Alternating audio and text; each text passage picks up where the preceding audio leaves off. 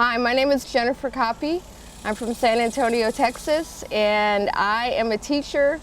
My love is helping kids that are struggling students, and especially with problem behavior in the schools.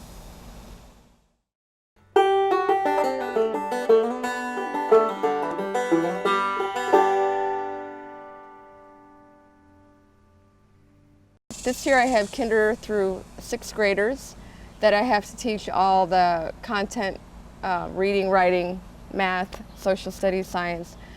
I primarily work with the kids on behavior issues. All the students that come to me are so scared and so angry and in transition that their behavior sometimes isn't acceptable to the public school personnel, and in the classroom it sometimes takes away from other students' learning. So my hope is to help them find a way to be present in the room with other people and not be so scared that they're acting out and doing things inappropriately to get attention.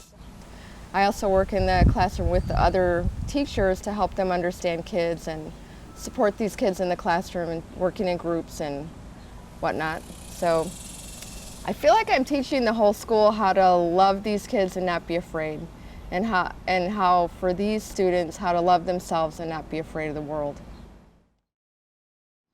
Do you remember what you were like when you came to our school and how you feel now? I thought I would get bullied a lot. For some reason, I just felt like I would get bullied a lot. But now that I saw right when I saw Miss Koppe, when I've been with her for a day, I knew that I probably wouldn't get bullied or nothing else would happen, something like that. Because when I was at the school for a long time, they weren't really mean. I would treat them the way that I would want to be treated, so that's what I did.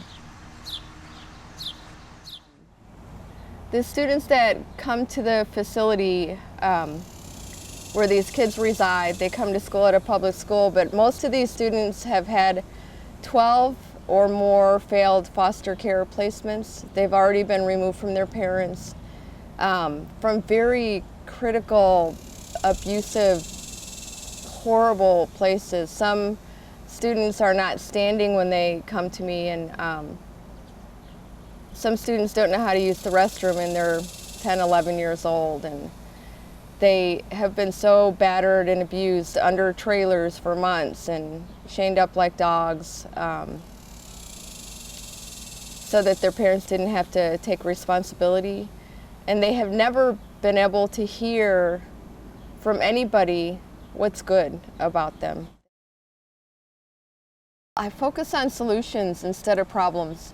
Well, I start with what the child might think is the problem, and I help them reframe their thinking and thought process to understand how that's something that's helpful to them.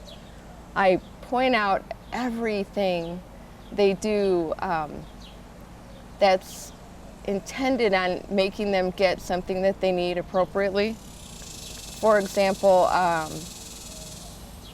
if they walk in the room, and I'm telling you, these students don't know how to be social beings sometimes.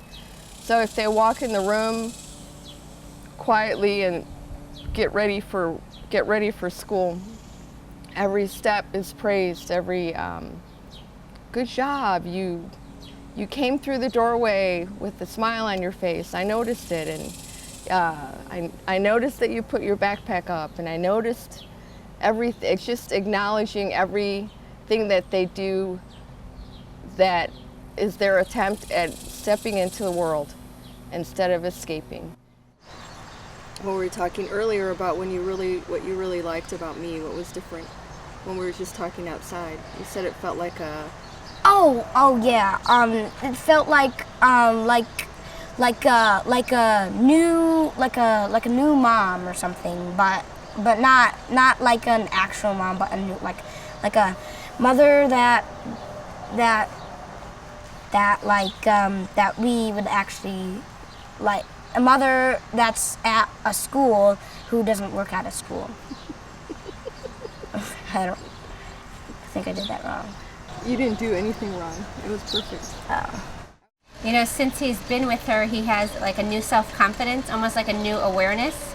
He's also changed his name from Nicky to Nicholas.